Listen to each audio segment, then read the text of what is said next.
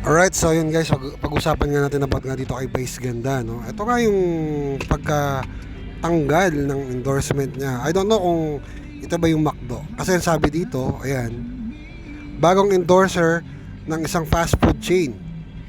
Vice Ganda, Itchapuera na.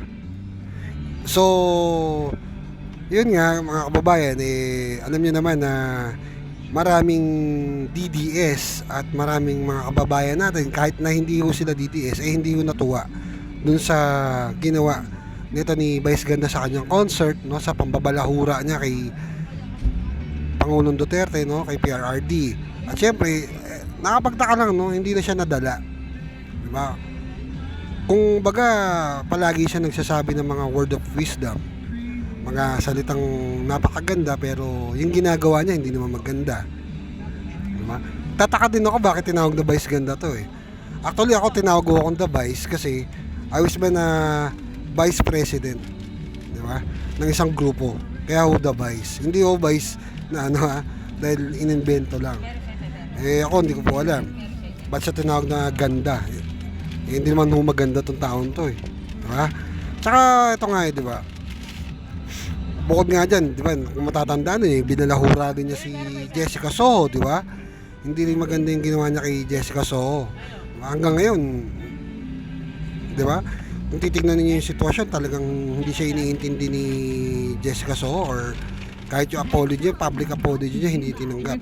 And hindi pa kayo nadala.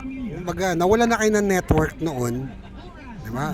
Nawala ka na endorser, ito pa malupit dyan, baka susunod mawala yung show nyo. Yun lang, diba?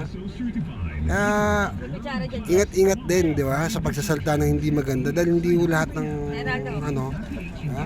At doon sa mga nagsasabi naman na hindi kalulugi ng McDo, mga kababayan, diba, nasabi nilang hindi kalulugi ng McDo, malaking sales din ho yung mawawala dyan.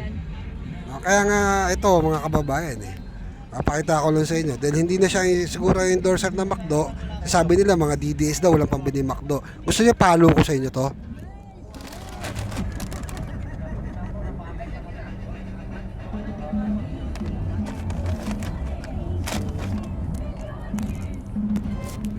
Sino walang pambili ngayon? Ha? Almusal pa lang yan. Ha? Wag ko kayo masyadong yung mga, diba, yung mga kakampwet dyan, tsaka yung mga lugalista, huwag kayo masyadong right?